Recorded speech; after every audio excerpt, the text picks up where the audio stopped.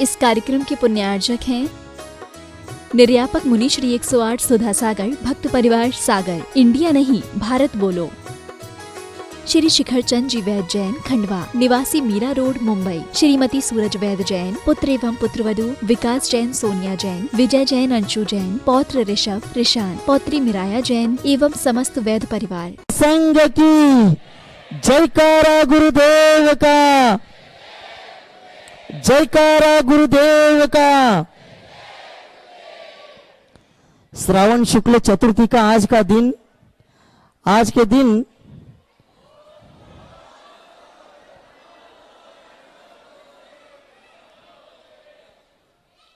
तिथि के अनुसार श्रावण शुक्ल चतुर्थी का आज का दिन, आज के दिन रामटेक में 2013 में आचार्य द्वारा 24 लोगों की दीक्षा हो गई थी।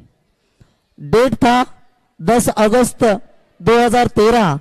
हम तो हमारे जीवन में ये डेट कभी भूल नहीं सकते। परम पूज्य मुनिश्री निस्वार्थ सागर जी, निर्मद सागर जी, निसर्ग सागर जी अभी विनम्र सागर महाराज जी के संग में खजुराहो में विराजमान है। निर्दोष सागर जी, निर्लोभ सागर जी, निरोपम सागर जी बासोदा में चौमासा कर रहे हैं। मुनिश्री निरोग सागर जी, निर्मोद सागर जी, निष्पक्ष सागर जी, नीरज सागर जी, निस्संग सागर जी, निष्काम सागर जी, मुनिश्री निर्यापक श्रमण संभव सागर जी महाराज जी के संग में खुरई में चौमासा कर रहे हैं। निष्पूर सागर जी, निश्चल सागर जी, निराग सागर जी, निर्मल सागर जी देवनगर देवेंद्र नगर में अभी चौमासा कर रहे हैं। निरापद सागर जी, निराकुल सागर जी राहतगढ़ में चौमासा कर रहे हैं। निरीय सागर जी मड़वारा, निष्कंप सागर जी मुनिश्री निर्यापक श्रमण समता सागर महाराज जी के संग में बेगमगंज में चौमासा कर रहे। निस्सिम सागर जी मुनिश्री निर्यापक श्रमण योग सागर महाराज जी के संग में नागपुर में चौमासा कर रहे हैं। निकलंक सागर जी समाधिस्थ परम पूज्य मुनिश्री निरामय सागर महाराज जी अपने बीच में विराजमान है। ऐसे सभी महाराजों की दीक्षाएं 24 दीक्षाएं रामटेक में हो गई। इन सभी महाराजों के चरणों में अपन त्रिवार नमस्तु करते हैं। आज के दिन यहाँ शास्त्र भेंट करने के लिए निमंत्रित करते हैं श्रीमती कमल कन्हैयालाल शाह, धवल, प्रियंका, वर्धमान, सौ नीलिमा, सौ मृण्मयी, बारामती निवासी। इन्होंने 11,11,111 रुपए का वात्सल्य कलश की आज के दिन स्वीकृति दी है। वे आए और आचार्य जी को शास्त्र भेंट करे। जय नारायण जय।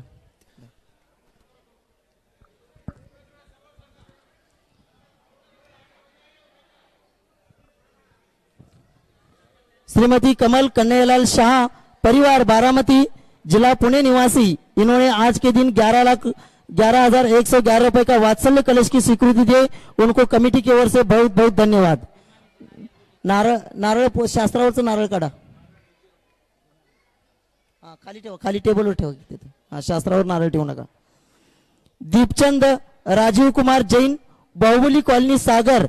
इन्होंने भी 1,11,111 रुपए की कलश की स्वीकृति दी है। वे भी आए और आचार्य को शास्त्र भेंट करे। दादाजी आइए, सागर वाले दादाजी।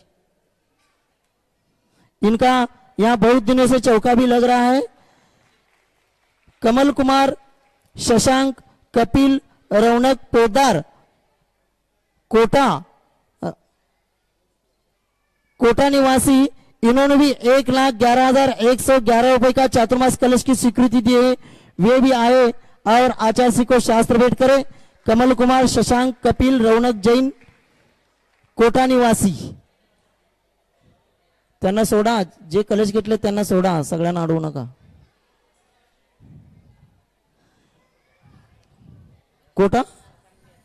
कोटावाले आइए। विनोद कुमार ललिता जैन गंगवाल, राजकुमार जी रतन देवी जैन कोडरमा निवासी झारखंड से आए हैं। इन्होंने एक हथकरघी की मशीन की स्वीकृति दी है। वे भी आए और आचार्य के चरणों में श्रीफल अर्पण करके आशीर्वाद प्राप्त करें। वासंती देवी, बंसीलाल जी, हेमावत परिवार पातुर। इन्होंने भी हाथकरघा का एक मशीन की दान स्वीकृति दी है वे भी आए और आचार्य श्री के चरणों में श्रीफल अर्पण करके आशीर्वाद प्राप्त करें। सौ जयश्री रमेश जी घोड़के, नेहा संदीप जी घोड़के परिवार भुसावल, इन्होंने भी एक हथकरघा मशीन की दान स्वीकृति दी है वे भी आए और आचार्य श्री के चरणों में श्रीफल अर्पण करके आशीर्वाद प्राप्त करें। नारळ द्या तिकडे, नारळ द्या। श्रीमती ज्योति रविंद्र सोनटक्के पुसद निवासी, इन्होंने भी आज के दिन यहाँ हथकरघा का एक मशीन की दान स्वीकृति दी है वे भी आए और आचार्य श्री के चरणों में श्रीफल अर्पण करके आशीर्वाद प्राप्त करें। ए रविंद्र चलो, इतने लोग नहीं आना है, एक एक लोग, दो दो लोग आना केवल परिवार के। चलो चलिए पूजन प्रारंभ कर रहे हैं, आप अपने अपने स्थान पर बैठेंगे सभी लोग। ए रविंद्र अनुकुणच नाव आहे का? पूजन पूजन प्रारंभ करा। चलो इतने सारे लोग नहीं आना, जयपुर से भी कुछ श्रावक आए हैं, वो भी वहीं से जहां है वहीं से श्रीफल अर्पण करके आशीर्वाद प्राप्त करेंगे।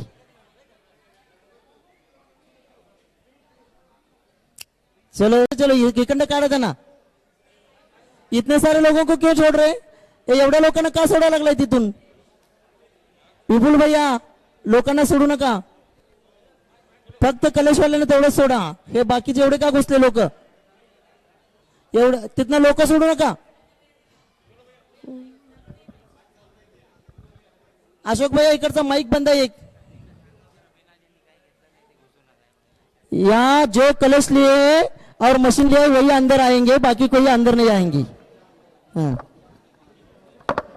माइक सुरू करा तिकडचा, चालू झाला की? आज चालू करा। हेलो, चलो अब श्री विद्यासागर जी के चरणों में हम झुका रहे अपना माथा, जिनके जीवन की हर चर्या बन पड़ी स्वयं ही नवगाथा। जैनागम का वह सुधा कलश जो बिखराते हैं गली गली, जिनके दर्शन को पा करके खिलती मुरझाई हृदय कली। ओम ह्रीं श्री ओम ह्रीं परम पूज्य संत शिरोमणी आचार्य गुरुदेव विद्यासागर जी महामुनींद्र अत्र सवष्टि आह्वाननम अत्र तिष्ठोटो स्थापनम अत्र सन्निधोटो स्थापनम सनदीकरणम। सांसारिक विषयों में पढ़कर मैंने अपने को भरमाया, इस राग द्वेष की वैतरणी से अब तक पार नहीं पाया। तब विद्या सिंधु के जलकण से भव कालुष धोने आया हूँ, आना जाना मिट जाए मेरा यह बंध काटने आया हूँ। ओम ह्रीं परम पूज्य संत शिरोमणी आचार्य गुरुदेव विद्यासागर जी महामुनींद्राय जन्म जरा मृत्यु नाशनाय जलम निरूपामिति स्वाहा।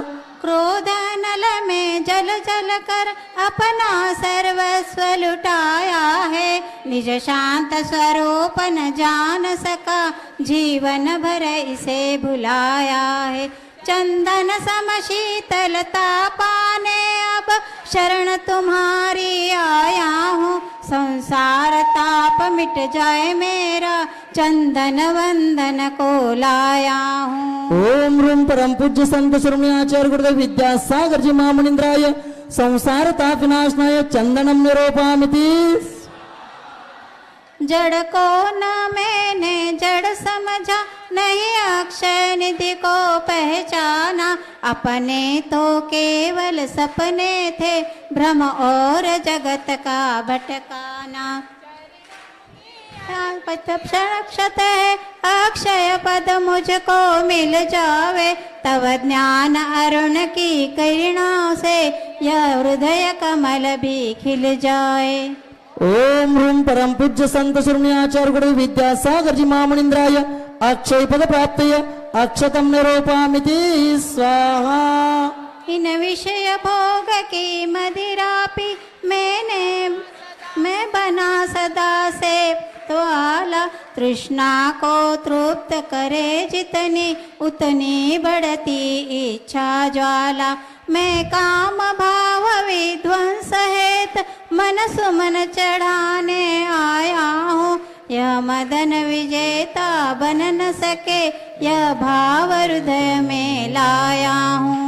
ओम रूम परम पूज्य संत सुरमणे आचार्य गुरुदेव विद्यासागर जी महामनिंद्राय कामन विनाशनाय पुष्पम निरूपयामि। इस शुद्धा रोग की व्यथा कथा भव भव में कहता आया हूँ। अति भक्ष अभक्ष भखे फिर भी मन तृप्त नहीं कर पाया हूँ।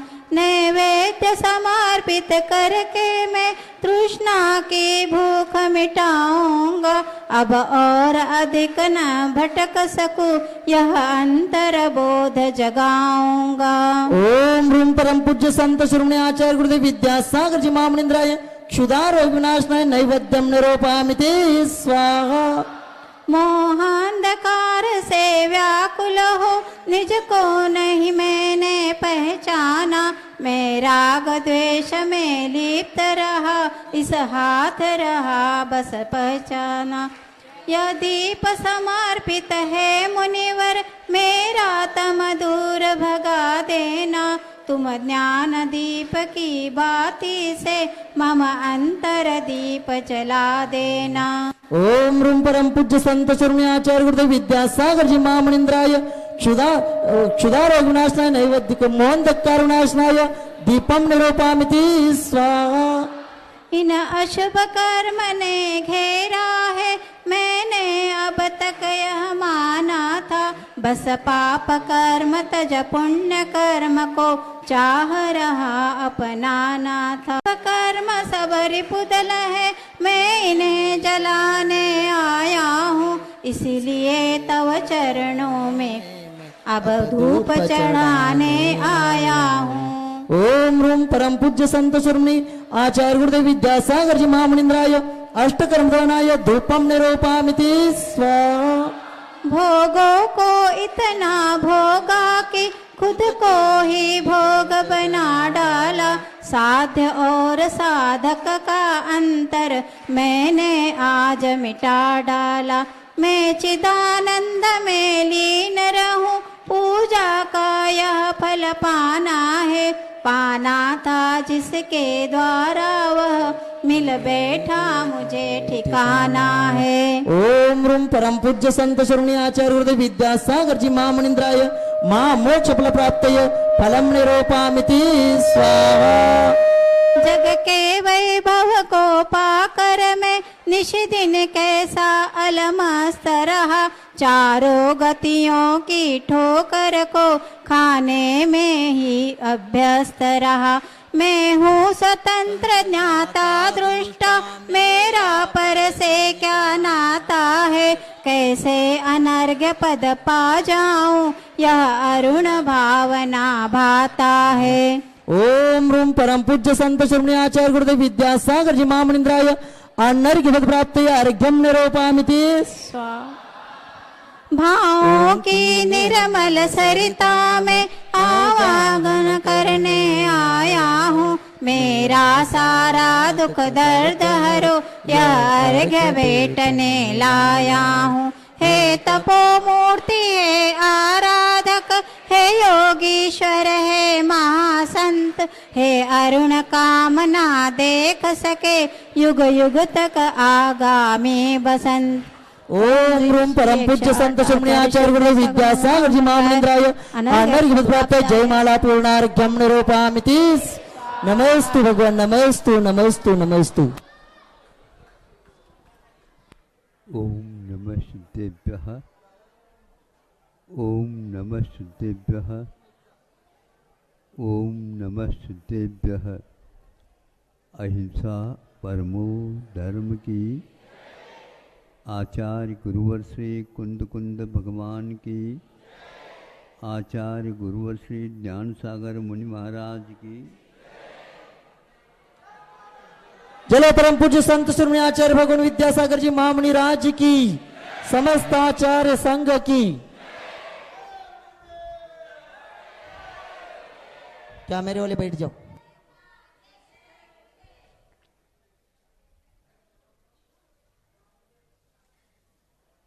रेशम का उत्पादन कैसा होता है?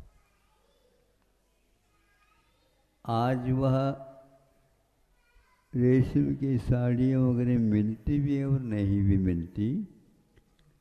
उनके स्थान पर कृत्रिम रेशम बना करके उसको काम में लाया जाता है। कुछ भी हो, प्राचीन काल में इसकी परंपरा बहुत दूर तक जुड़ी हुई थी। सब लोग इसको पसंद करते थे। स्वतंत्रता मिलने से पूर्व में इसकी खेती बहुत मात्रा में हुआ करती थी। तो एक बार पढ़ा हमने कैसे होती है उसकी खेती। कोई बीज बोता हो, फिर इसके माध्यम से जैसे कपास की उत्पत्ति होती हो, उस प्रकार नहीं मानी जाती। फिर भी चीन पटवट कहा गया है। चीन में इसकी प्रसिद्धि ज़्यादा है। ये सर्वा सिद्धि का उल्लेख है कि वहाँ रेशम के कपड़े की भांति पीले रंग वाला होता है। उसको भूभूमि के जीव के लिए उपमा दी गई है। अब उस लेख पढ़ने के उपरांत लगा कि संसारी प्राणी कितनी विषयों में रमता रहता है। कपड़ा तो पहनना ये ठीक है लज्जा को ढकने के लिए और धूप से बचने के लिए आदि आदि, किंतु उसमें भी यह विषय ढूंढता है। उसमें भी यह अपनी लोलुपता का प्रदर्शन करता है और इस प्रकार के वस्त्र पहन करके वह दूसरे के सामने मला बग जरा मुझे देख तो लो, हमने ऐसा कपड़ा पहना है, तुम्हें देखने को भी नहीं मिलेगी, इसलिए देख तो लो। अब ये हुआ मान का अतिरेक। मद का उद्गम इसी से होता है और विषयों के लोभ लालच के कारण अपने आप को महान उस कर्म से बांध देता है संसारी प्राणी। उसमें पढ़ा था कि जो मालिक होते हैं तो उसके उत्पादन कैसे करते हैं। लाखों कीड़े पालते हैं और उनको पाल करके उनके लिए अलग अलग प्रकार का उसकी खुराक रहती है। पत्तों को वो खिलाया जाता है। वो पत्ते वो रखते ही वो उसको खा लेते हैं।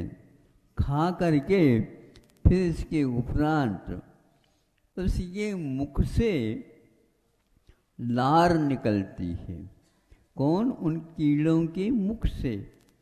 उस लार के द्वारा वह लार बाहर नहीं छोड़ता, वो लार जो है अपने आप को लपेट देता है, स्वयं के शरीर को ही लपेट देता लार के द्वारा और वह भीतर रह जाता है। इसको पूर्ण कार्य देख करके वो क्या करते हैं, उबलते हुए पानी में इन कीड़ों को डाला जाता है। तभी वह उस उबलते हुए पानी के कारण वह जो लार थी वह सूत के रूप में परिवर्तित हो करके उसको चिपकी रहती है और भीतर का कीड़ा मर जाता। एक क्रिया किए बिना वो रेशम इनको हाथ में आ ही नहीं सकता। यह इस रेशम बनने का इतिहास है। वह स्वयं उस पत्ते को खा लेता है तो ही वह मुख से लार निकाल सकता, नहीं खाता है तो नहीं। किंतु दूसरी वस्तु को वह देखना भी नहीं चाहता। उसका कितना तीव्र कर्म का उदय होगा, अपने आप की मृत्यु के लिए स्वयं कारण बन जाता। आज आत्मदाह की, आत्महत्या की ये प्रचलन बहुत होता जा रहा है। इसके पीछे भी इसी प्रकार का तथ्य जुड़ा हुआ रहता है। वह क्षणिक सुख के हेतु अपने आप को भी मारने के लिए तैयार होता है। यह रेशम कीड़ा एक प्रकार से पुराण ग्रंथों में इसका उल्लेख मिलता है। ऐसा नहीं कि काल्पनिक उपन्यास का वह विषय हो, नहीं, मतलब अपने आप के जीवन को अपने आप के लोभ लालच से हम लोग समाप्त कर लेते हैं। आज जितने भी कार्य हो रहे हैं वह पंचेंद्र के विषयों के साथ उसका घनिष्ठ संबंध है, जो कि हमेशा असंयम की भूमिका में उनको रख देती है। असंयम एक ऐसी मार्गना है, वह ज़्यादा दिन टिकेगी, सम्यक दर्शन के लिए भी घातक सिद्ध हो जाता है। 66 सागर काल तक वह व्यक्ति सम्यक दर्शन को पाल सकता है, लेकिन असंयम की भूमिका में पाल नहीं सकता। बीच में संयम को लेना पड़ता, तब कहीं जाकर के इतनी बड़ी लंबी आयु को पूर्ण किया जा सकता। 3-4 किस्तों में उसके वहाँ विभाजन की क्रिया होती है। मैं इसलिए कह रहा हूँ कि पंचेंद्र के विषयों का संबंध यही नहीं रहता, स्वर्गों में भी चला जाता है। स्वर्गों में भी इस प्रकार के इंद्रियों के विषयों के निमित्त वह अपने आप को आत्मदाह के रूप में स्पष्ट काम में लाता है। वह कीड़ा मर गया, उसके लार को रेशम का रूप दे दिया गया, और इस प्रकार लाखों कीड़े जब बनते हैं, सुन रहे हैं आप, तो आपके साड़ियाँ बनती हैं, आपके लिए कोसा का साफा बांधा जाता है, आपके लिए और भी रेशम के शाल वगैरह बनाए जा सकते हैं, बनाते हैं। यह पहले प्रचलन में ज़्यादा था, आज उसके नाम से कृत्रिम वह रेशम को उत्पन्न कर दिया जाता है और आप उसको पहन लेते हैं। पहनना अनिवार्य ये ठीक है, लेकिन कषाय के वशभूत होकर के पहनना, उसे कभी भी इस शरीर से मुक्ति नहीं मिलेगी। आप लोग अपने मुक्ति को चाहते हो? मुक्ति का अर्थ कोई मालूम है आप लोगों को? शरीर जब छूटता है तब वो मिलते है। शरीर तो कभी मृत्यु हो जाए तो मिट ही जाता है, ऐसा मिटना नहीं, किंतु दोबारा शरीर मिले ही नहीं। दोबारा कैसे शरीर नहीं मिले? उसके योग्य यदि हमारे पास कर्म नहीं बंधा है तो वह नहीं मिलता है।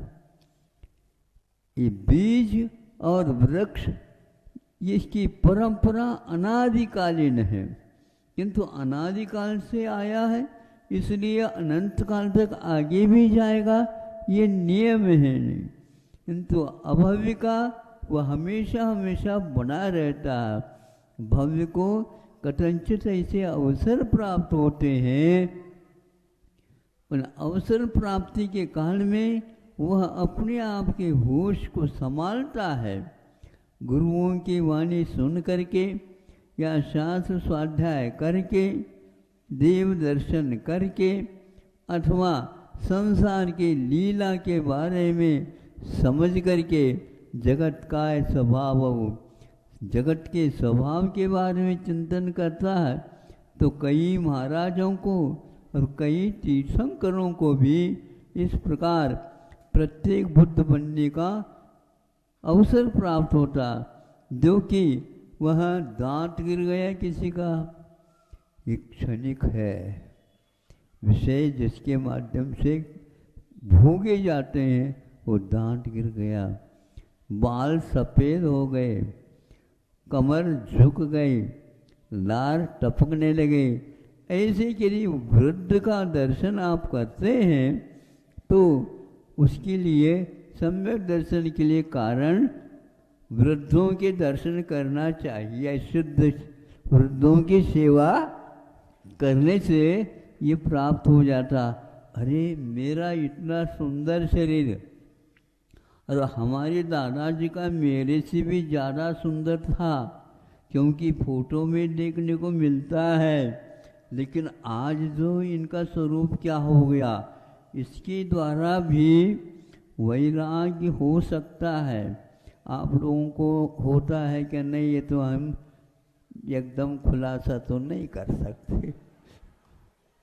हाँ, वृद्धों की सेवा करने से हड्डी हड्डी रह जाते हैं, चमड़ी चमड़ी रह जाते हैं, मुख में दांत नहीं रहते हैं, नाड़ हिलती रहती है, कान सुन नहीं सकते।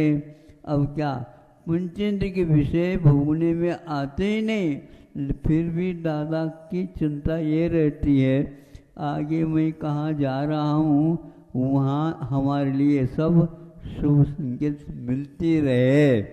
ये इच्छा करता है तो वह निदान बंद कर लेता है। आप भी ऐसा चाहो तो देख लो, भूल करके नहीं करना। हाथी यदि फूकट में मिलता है तो कभी भी नहीं लेना। नहीं समझते, उसको रख रखाव बहुत कठिन होता है। बड़े बिल्डिंग बना दी, देखभाल नहीं होता तो ताले डालने पड़ते हैं, और ताले डल गए तो कुछ ही उसका उपयोग क्या है। तो भूत लोग कहते हैं, भूत पिशाच, वो हम यहाँ पर रहते हैं और उसमें कोई भी जा नहीं सकता। जाएगा तो वह ऊपरी बाधा चिपक जाएगी। इसलिए बड़े भवन बनाने का विकल्प बोलो है। बहुत सारे भवन बना करके आप रखोगे, मंजिल की मंजिल बनाओगे, उसमें और कौन रहेगा? आप तो एक कमरे में रहेंगे, खाली रहेगा।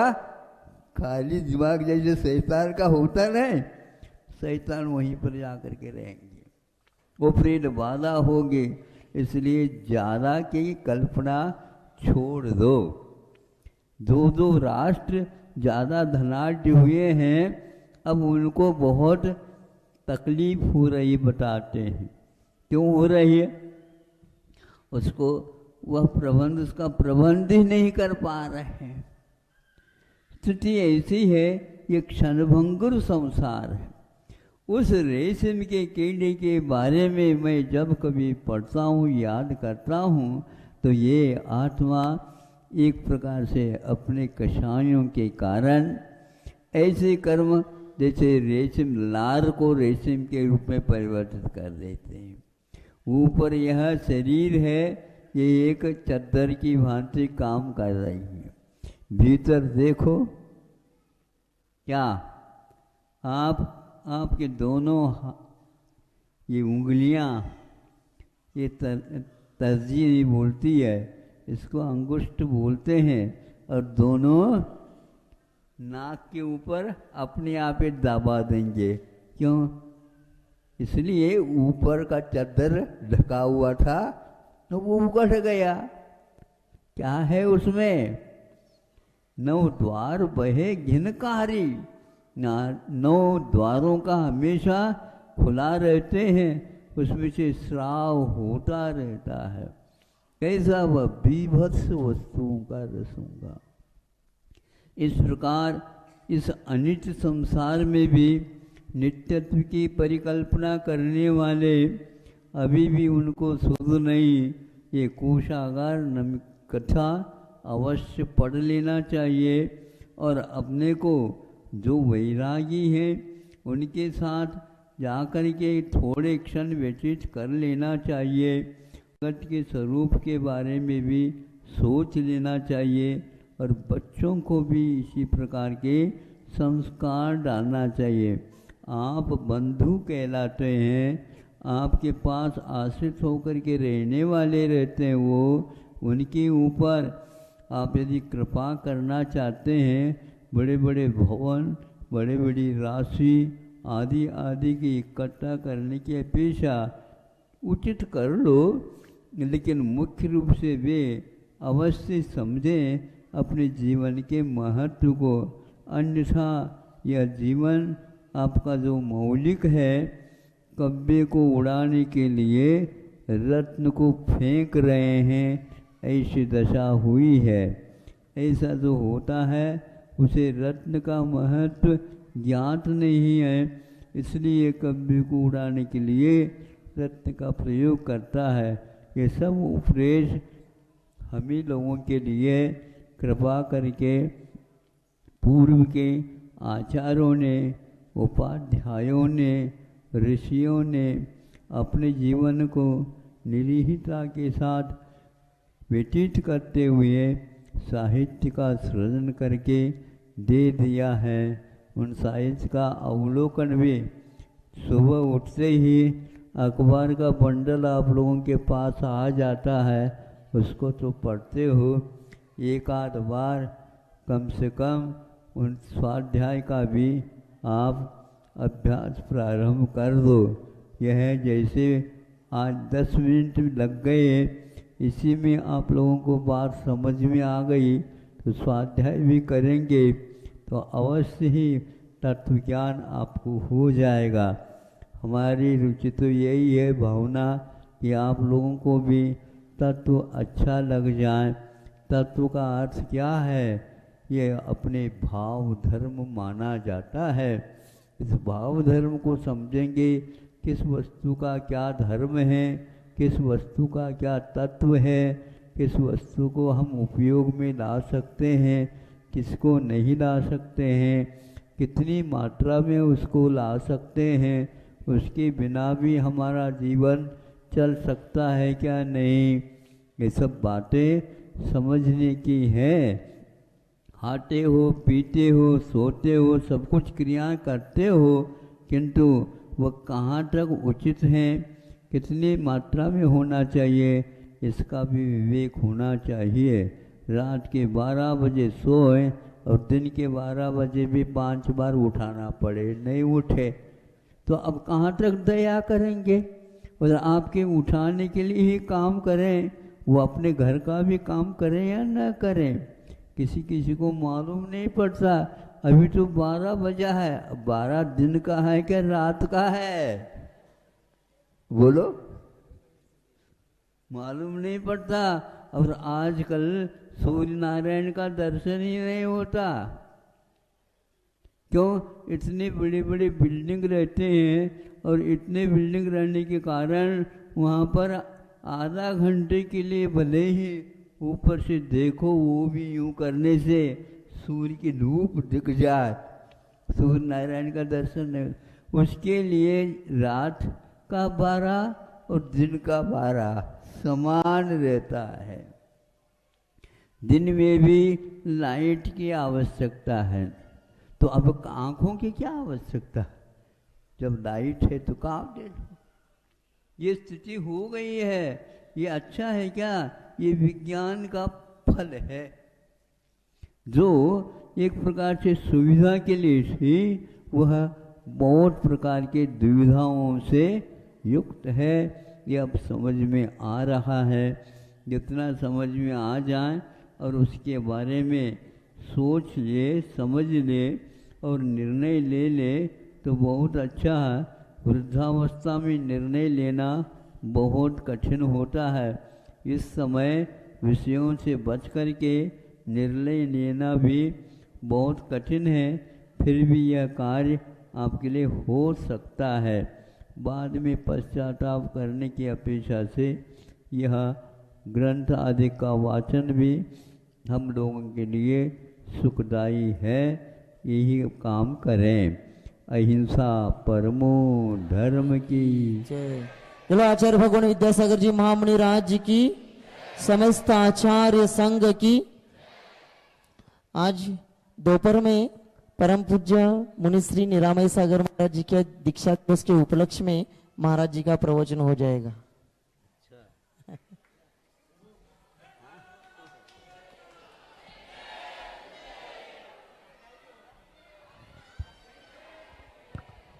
सगळ्यांनी साईडला ही जागा खाली करायची आहे। आचार्य आहारचर्येसाठी उठणार आहेत।